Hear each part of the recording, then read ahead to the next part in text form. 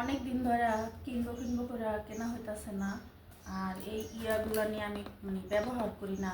আমি সবসময় পাতিল ব্যবহার করি, ফ্রাই প্যানের জিনিসগুলো নিয়ে খুব কম ব্যবহার করি। এই যে ইয়েগুলো নিয়ে কেমিক্যাল, কিন্তু অনেক দিন ধরে শখ হয়েছে যে আর একটা সসপ্যান কিনবো, কিন্তু কেনা হয় না। আসলে আমরা মধ্যবিত্তরা চাইলে একটা জিনিস কিনা করতে পারি না। আমাদের হিসাব করে সংসারের সব কিছু ইয়া করে পরে কিনতে হয়। এই ইয়াটা আমি কিনছি, এটা ওইগুলো নাড়াচাড়া করতে ইয়া হয়। কাঠের, এটা পিছনের এই সাইডটা কাঠের। কাঠের জিনিসগুলো নিয়ে ভালো লাগে আমার কাছে। এটা একটু মজবুত আছে, অনেকগুলো আছে একদম পাতলা, মনে হয় যে এখনই ভাইঙা যাবে।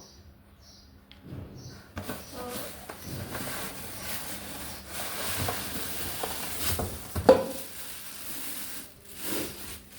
এই সসপ্যানটা কিনছি।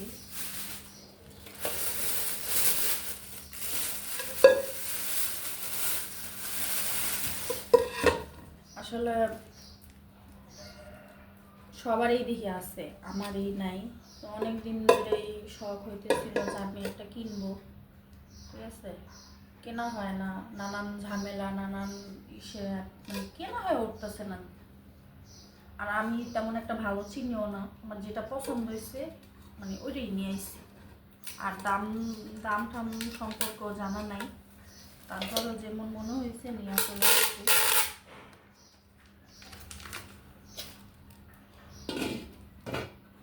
আমার ছোট সংসার এটা মোটামুটি হয়ে যাব।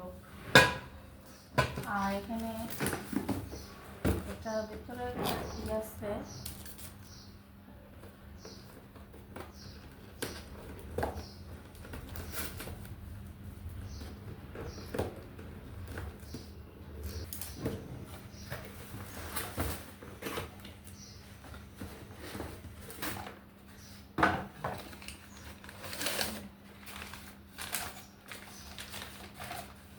আমার মেয়ের বাসায় ভালো রান্না করলে, কোক আনলে হ্যাঁ এই গ্লাসগুলো চায় কোক খাওয়ার জন্য। হ্যাঁ হ্যাঁ খুব পছন্দ এই গ্লাসগুলো নিয়ে, সে কোক খাইতেও খুব পছন্দ করে। নর্মাল গ্লাসে কোক দিলে বলে যে আমি ওই গ্লাসগুলোতে বলতে তো পারে না, এই গ্লাসে ইয়া খাবে, কোক খাবে। তো এই জন্য তার জন্য আর কয়েকটা কিনে নিয়ে আসলাম।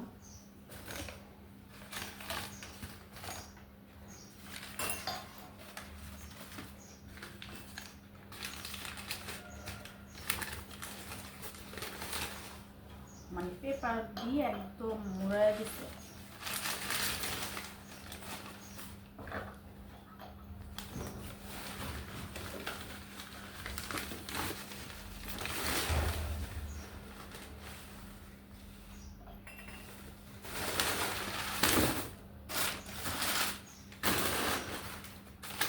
গ্লাসগুলো আর এই সসপ্যানের কড়াইটা কেমন হয়েছে অবশ্যই কমেন্ট করে জানাবেন, কারণ এগুলো নিয়ে আমি কখনো কিনি নেই। এই ফার্স্ট টাইম, এটা আমার জন্যই ফার্স্ট টাইম কেনা, আর আমি ফার্স্ট টাইম ব্যবহার করবো এই কড়াইগুলো নিয়ে। আগে কখনো কিনেও নেই, ব্যবহারও করি নাই।